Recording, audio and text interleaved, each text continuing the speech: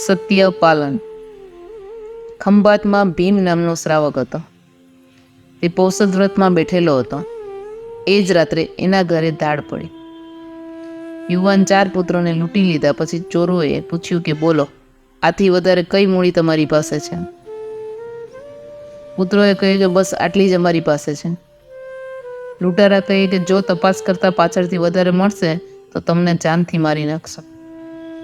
પુત્રોએ પોતાની વાત ન બદલી, પણ લૂંટારાઓએ જ્યારે તેના બાપને પકડ્યો અને પૂછ્યું, સાચું બોલ, તારા દીકરાઓએ જે આંકડો આપેલ છે તે બરાબર છે?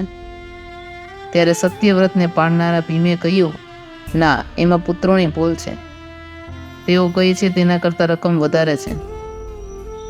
બાપના સત્યવ્રત પર આફરીન થઈને લૂંટારાઓએ થેલા નીચે મૂકી દીધા અને બોલ્યા કે આવા નીતિમાનના ધનનું અપહરણ ન કરાય.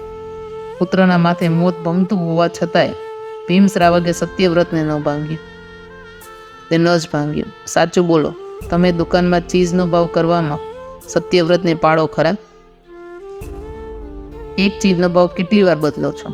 મામૂલી લાભ ખાતર સત્યવ્રત પાલનનો કેટલો મોટો લાભ જતો કરો છો.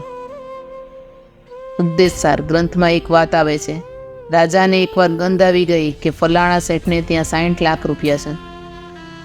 રાજાએ શેઠને બોલાવીને પૂછ્યું કે તારી પાસે 60 લાખ રૂપિયા છે, તે વાત સાચી છે?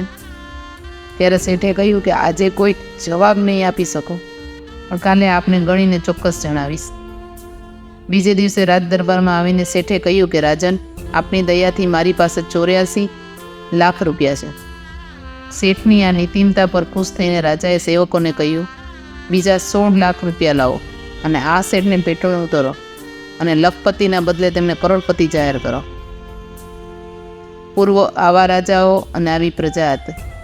આજ તો ઇન્કમટેક્સ વાળાને ખબર પડે તો રેડ પાડે. રાજા અને પ્રજા બેય બદલાઈ ગયા છે. Lay not on way, so lay lot that you would not wish to be laid upon you, and desire not for anyone the things you would not desire for yourself. Forgiveness is a wonderful thing to receive and to give. Is there someone in your life that you have never gotten around to forgive, either in person or in your heart? Do the right thing, the weight of your shoulders is immeasurable. મારી આંખની બારીઓને અને મારા આત્માને જો કોઈએ ઉગાડ્યા હોય તો તે મારી માતાએ. માતાની મમતાથી મોટું કોઈ મયુરાસન માનવજાત પાસે નથી.